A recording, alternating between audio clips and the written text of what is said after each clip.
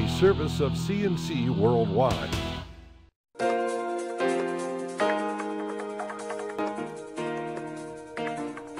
The Daily is a service of CNC and Jib Jab Greetings. I'm Bud Lowell. Your full AccuWeather forecast is always on top of your CNC local page.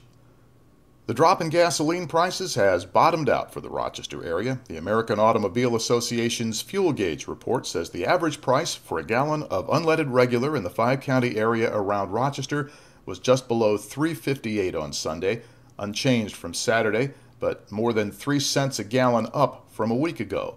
Of course, that's still better for consumers than the price a month ago when it was averaging $3.70 a gallon.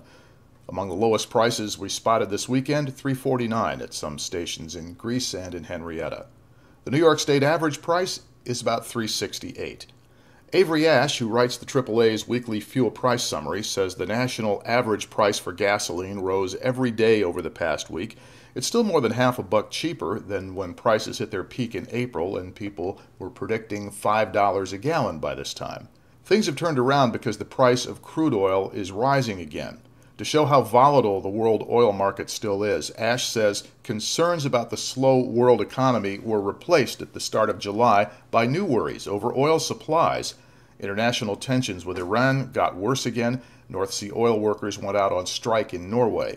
Iran responded to tougher Western sanctions by threatening to disrupt traffic through the Strait of Hormuz, which carries 1/3 of all oil shipped by tanker. The Monroe County District Attorney's Office and the Greece Police Department have scheduled a news conference for Monday afternoon regarding what they say is a break in an important case. They're not talking about the announcement beforehand, but an attorney representing state prison inmate Edward Larrabee says his client has given a statement to investigators regarding the murder of Stephanie Kopczynski, a Greece school district teacher who died in 1991. Larrabee is currently serving 25 to life in connection with a sexual abuse case. A fire early Sunday morning left one person dead in Irondequoit, and fire investigators spent the day looking for the cause. The Laurelton Fire Department was called just before 1 a.m. to 382 Falstaff Road, which is near Merchants Road. Firefighters pulled a woman from the home. She was pronounced dead at the scene. Police have not yet released the victim's identity, but 2 TV stations and the Democrat and Chronicle say they learned from family members that she was 31-year-old Rebecca Rodriguez Lopez. Firefighters said the fire started in an attic space. The rear of the house was heavily damaged. Neighbors said they didn't believe anyone was living in the house, which was supposed to be vacant. The fire marshal said investigators found some things that concerned them in the house, but they're not sure what caused the fire. A couple of key highway projects beginning in the town of Greece this week will affect how you get around. The New York State Department of Transportation is putting new concrete into the flyover bridge that carries traffic from Ridge Road westbound onto Route 390 south. It is closed from after Monday's morning rush hour until sometime in October. The posted detour is south on Mount Read Boulevard to Ridgeway Avenue, then back out Ridgeway to 390. The northbound ramp won't be affected, and you can still get onto 390 south from the eastbound side of the ridge. That's one. Project 2, resurfacing, starting Monday on Vintage Lane from Long Pond Road to Mount Read. Traffic slowdowns and flagmen will be the rule through August 7th. And once it's resurfaced, Vintage Lane will be restriped. Instead of 2 travel lanes in each direction, it will be 1 lane each way, with a 2-way center turn lane from Long Pond Road to Fetzner Road, and east of Route 390 to Mount Read Boulevard. Between Fetzner and 390 will be 1 travel lane in each direction and a 2-way center turn lane. Vintage Lane between Fetzner Road and Route 390 will keep the 4-lane.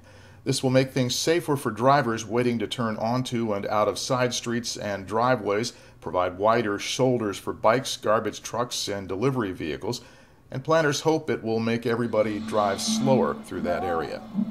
The 4-day Big Rib Barbecue and Blues Festival wrapped up Sunday night at Highland Park in Rochester after 20 blues concerts and a mountain of barbecue by cooks who came from Texas, Florida, Ontario, Canada, here in Rochester, all over the map, and you're hearing some sound of the blues concerts right now. Ribs, barbecue chicken, beef brisket, pulled pork, and music, all at the Highland Park Festival site.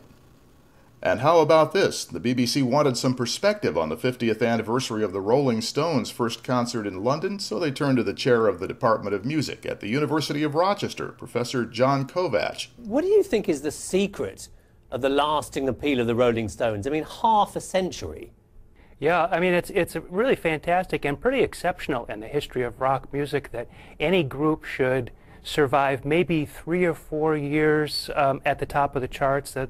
We could think of a dozen right off the bat: the Stones, the Beatles, Bruce Springsteen, people like that. But most groups fall from favor after 3 or 4 years and then end up sort of on, oldies circuit, that kind of thing. But the Rolling Stones have somehow been able to reinvigorate themselves and their music. I think it comes because the Stones have been able to really adjust their sound and their approach to the time. The significance and the staying power of the Stones. University of Rochester Music Department Chairman John Kovach interviewed on the BBC.